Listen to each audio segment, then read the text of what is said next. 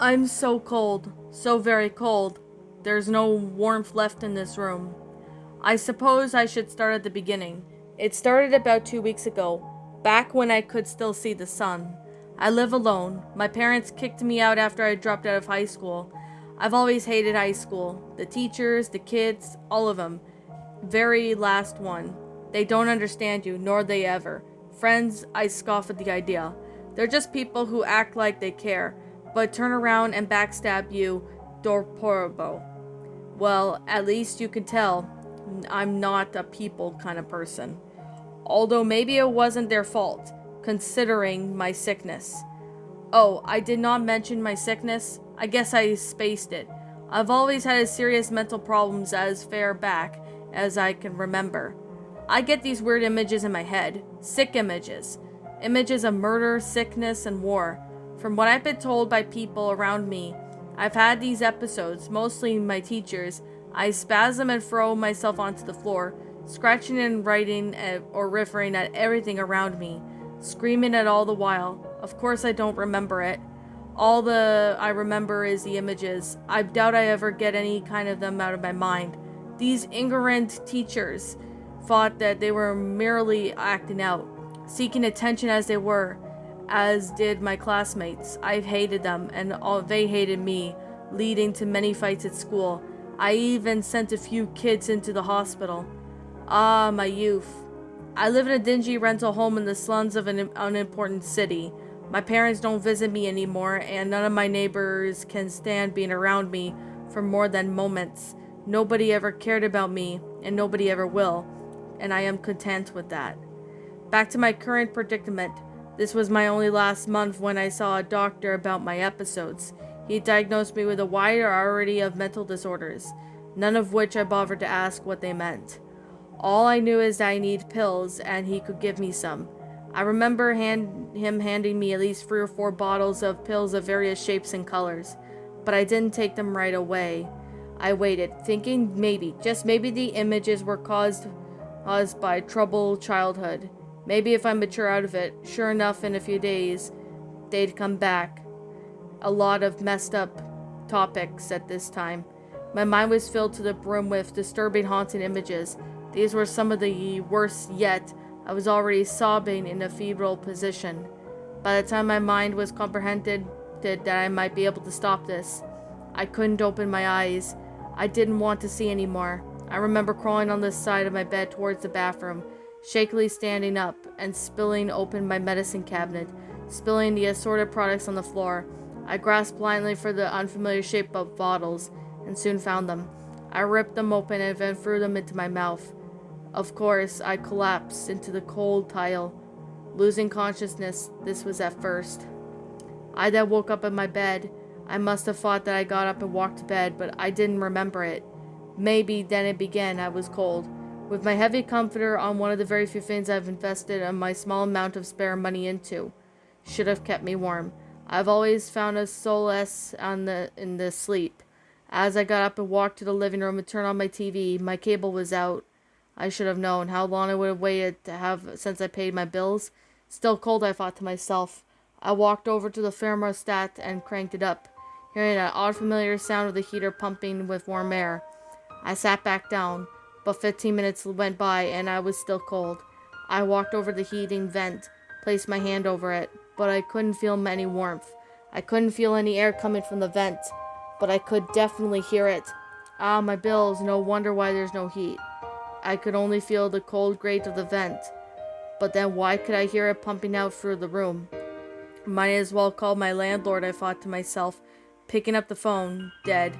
Doesn't anything of this hellhole work? I distinctly remember asking myself. It was one of the last things I remember saying out loud.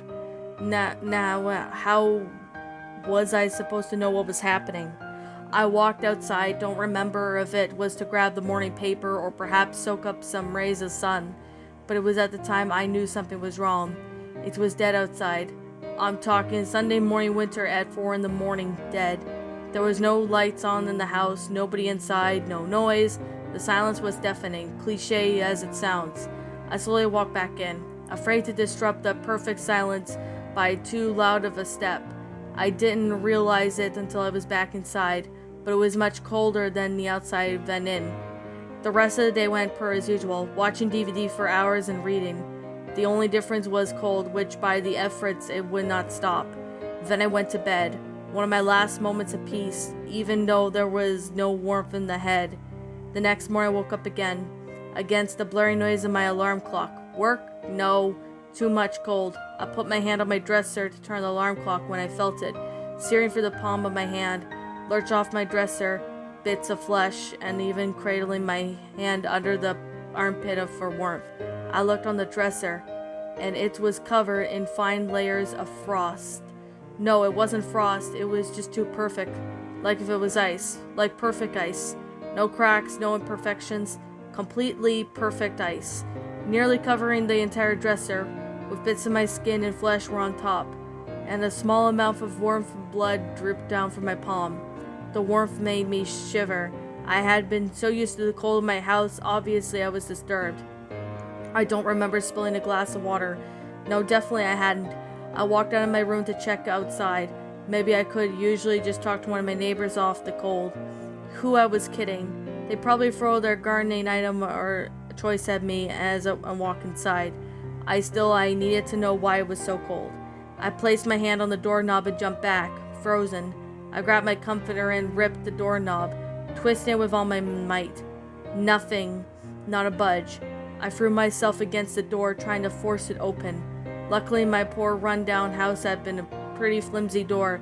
It flew open and I stumbled outside. Then I realized I couldn't move. My right shoe was the only shoe touching the sidewalk, was frozen to the ground. I could hear the sound of ice forming outside of my line of the footprint on the ground.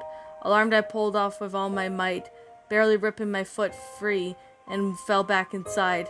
There was no wind, yet just outside, ghastly cold into my home. Even the icy temperature of my house was better than the feeling of the cold death outside. I stood up and slammed the door shut, leaving my shoe. That was the last time I ever went outside. Since then, every day has been constant torment with the cold. God, it was unbearable. Every day, like a bit of more of my house gets covered in perfect ice. Less and less few of my amenities that I use. My bed has froze solid 2 days ago. I restored my sleeping bag in the corner of my living room, but soon that wore thin, as my TV and couch and walls were covered in ice I didn't eat for the last few days. Terrified soon enough, I realized I need nourishment. I ran to my fridge and opened it. Felt like a complete moron. How could any of my food be edible? The fridge was storing at cold temperatures in a home that was below 0 degrees. Smart, the foods, the fruits, meats, cheeses, all about I had left that was covered in every inch of that clear, perfect ice. Almost like glass containers. I would spend hours chipping away at it and then stuffing the remains in my mouth, hoping I could survive just a little longer on scraps. Yesterday, my entire upstairs had been covered in ice. I didn't care and can't even reach my fridge, which was much less to my door. I gave hope in human contact a few days ago. In the basement, I fled, knowing that I couldn't avoid anymore. Finally, there come the day where it was coating the stairs and the walls and around me enclosing with the ice. I stopped shivering a long time ago. Even my body realized that it's over. My systems and organs were shutting down, one by one. So here am I, trapped in the last bit of my home, in my world, not even covered by that perfect killer. I huddled up into a fetal position, retelling this story again and again to myself. The ice is now literally just a few inches away, and I never thought about it, but never actually watched the ice grow. It was just covering more and more space every time I checked.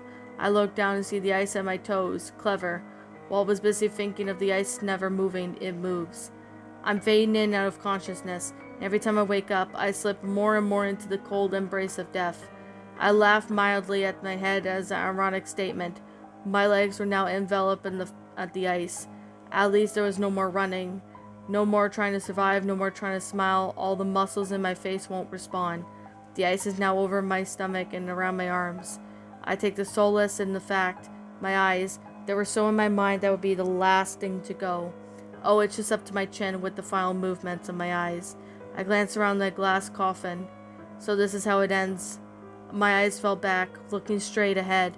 No longer do I feel anything. The ice must be everywhere now. I'm suddenly remembering this time I sent a kid to the hospital 2 weeks in coma.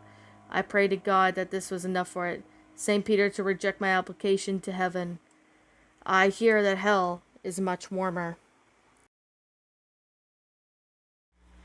And that, my little pretties, was Enclosing, a creepypasta. My final thoughts on this story?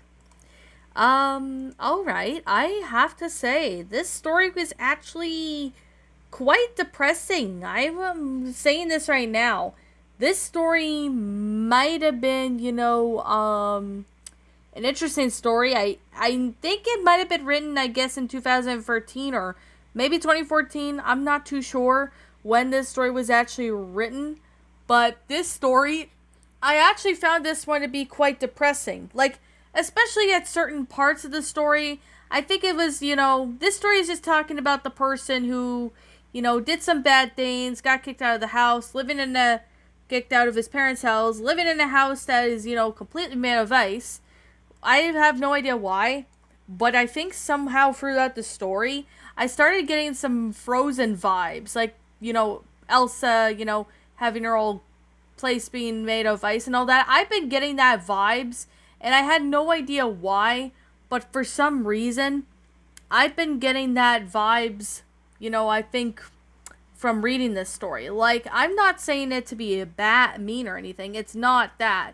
I've just been saying, I've been getting some vibes on that. I really have to say it's pretty interesting to see that. Like, I really found this one to be quite interesting. Now, I do like how this story went out. It's a pretty good concept for, a person being like all alone and then his whole house turning into ice and all that. Like, that's pretty, really messed up at times.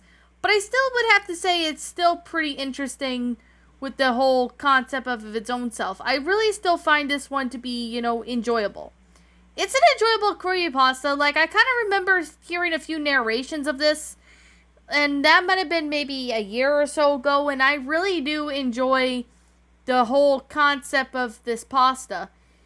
Somebody being all isolated and all that, which I would have to say, some parts of it kind of made me a little, depressed. I think it's mainly the fact that, this guy near towards the end, he was like freezing up into solid like a ice statue or something. Like, I've been getting Frozen vibes, I think, mainly from when I was, taking a look at the story. Like, I'm not saying the story is terrible. No. The story of its own self is pretty good. I really do enjoy the story. It's a really well-made story for what this one is.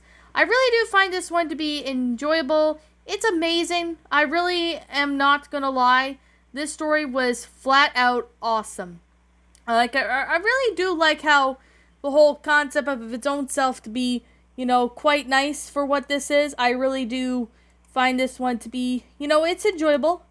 It's an enjoyable creepypasta. It's very amazing. Like, I really would have to say the grammar of this story is pretty well done. I'm not gonna lie. This story was actually pretty well made in detail. But I also really do like how the story was. Yes, it was depressing. I'm not gonna lie. This story was depressing at certain parts, especially towards the end. But I really do like how, everything went out. Like, the flow of the story was just amazing. Although I will admit that it was depressing at certain parts. So there's definitely that. It was depressing. Like, at certain parts, I did feel a little bit of depression. But it's still pretty good for what this story is. It's a really good concept for what this is. I really do, enjoy the whole, concept of its own self. It's still pretty good, though. I mean, when I first heard of this story, I actually, it was depressing at certain parts, especially near, somewhere around where, I really would have to say, for the person or the protagonist or the kid in the story, I feel very bad for them for having, like, whatever happened to them.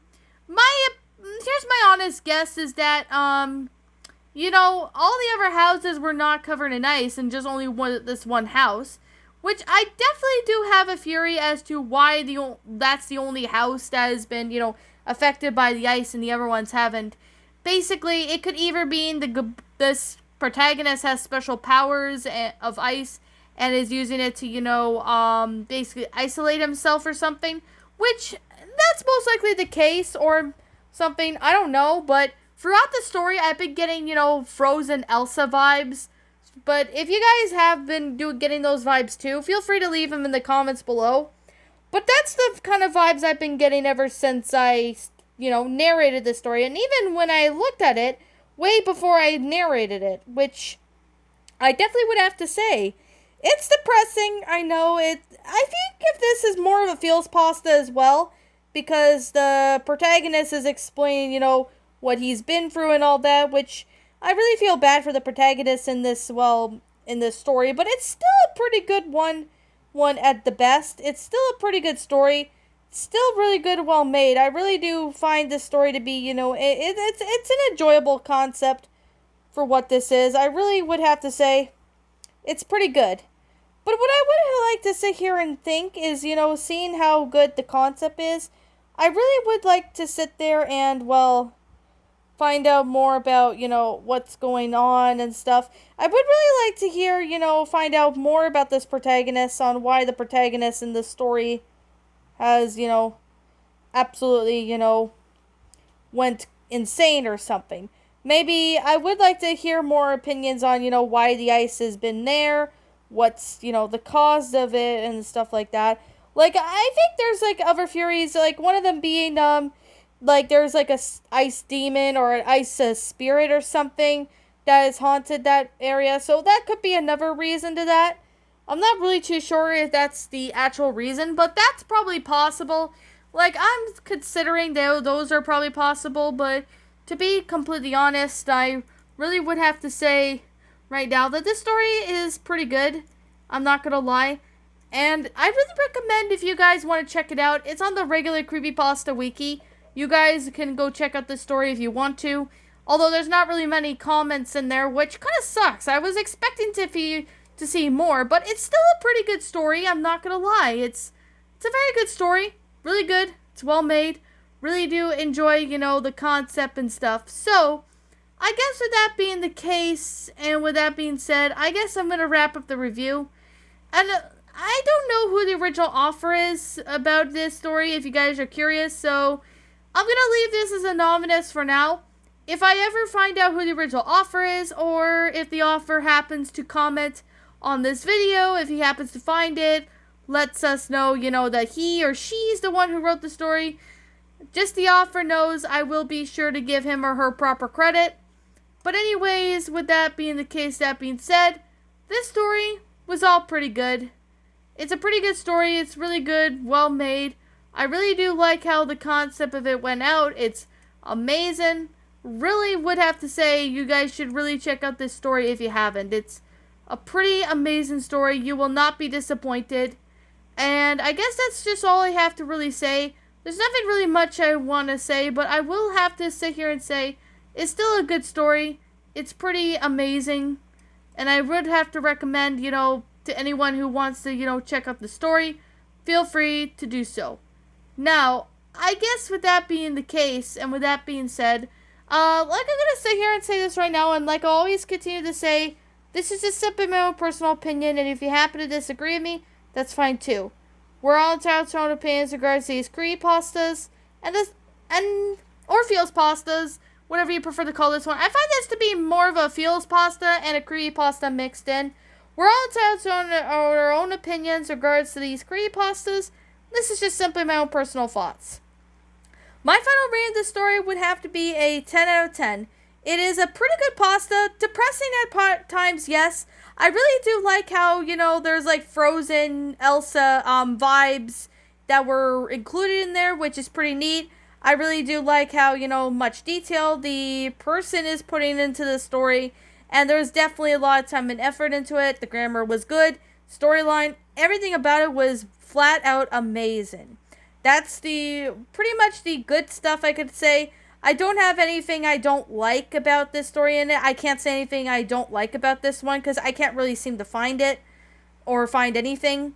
But with that being the case, that being said, what did you guys think about this creepypasta? Did you all enjoy it? Did you all not? Also, what we have done person to help make this story a lot better? Feel free to leave me know what your thoughts are down in the comments section down below. I'm the Queen of Lions. Thank you so much for watching today's episode. And if you happen to be brand new here on this channel, be sure to like, comment, and subscribe, because I make brand new videos every single day. Don't forget to ring the notification bell to when I upload, so then you guys will not miss an upload. And as always, please roll the outro, because I'm out.